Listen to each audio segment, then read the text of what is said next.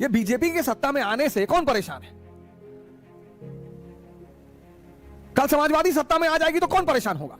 हर political party के जो समर्थक होते हैं, दो तरह के समर्थक होते हैं। एक तो भावुक समर्थक, जनता जान देती कि कुछ मिलेगा नहीं, नेता जीत के आएगा फिर बोलेगा ये मेरी जीत नहीं है, ये आप लोगों की जीत है, और फिर एक एक लड्डू पकड़ा देगा, पब्लिक बड़ी खुशी होगी। अरे नेताजी आए और कंधे पे हाथ रखे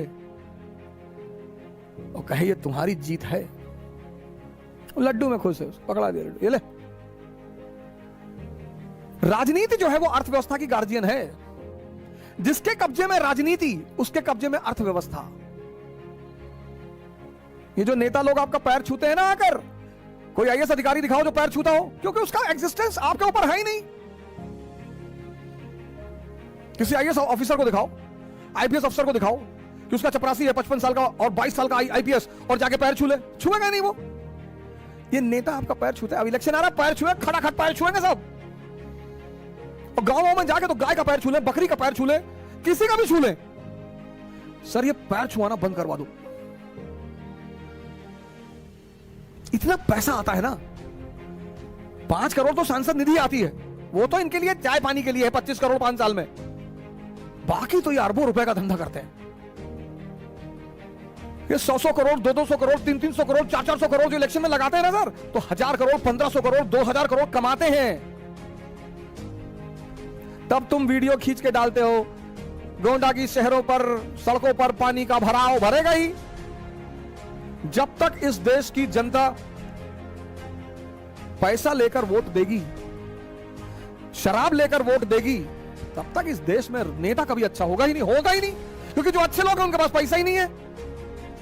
कलाम साहब, उनके पास कहां पैसा है?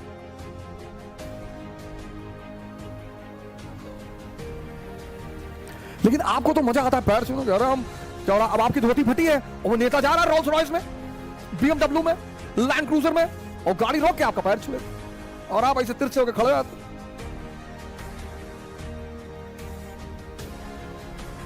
वो पैर छूता ही है पैर खींचने के लिए। ये यूपी बिहार, ये क्या है? सीरिया और इराक है हिंदुस्तान के। ये ब्राह्मण महासभा, ब्राह्मण महासभा, क्षत्रिय महासभा, कायस्थ महासभा, भीम आर्मी, ये सब कौन है? ये ठेकेदार है, ये ठेकेदार हैं, ठेकेदार। बड़ा प्यारा धंधा होता है। यूपी बिहार इंडस्ट्रियल रेवोल्यूशन तो हुआ नहीं, तो ओल्ड आइडेंटिटी जिंदा है। मिडिल क्लास पैदा ही नहीं हुआ, पूंजीवादी पैदा ही नहीं हुआ, वर्किंग क्लास पैदा ही नहीं हुआ, मजदूर भाग गए महाराष्ट्र, कर्नाटका, पंजाब। तो इन राज्यों में क्या है? पुरानी आइडेंटिटी, हम ब्राह्मण, तुम क्षत्रिय, वो शूद्र। तो ब्राह्मण महासभा, ब्राह्मण महासभा, प्रेसिडेंट पंडित अवध ओझा, प्रेसिडेंट।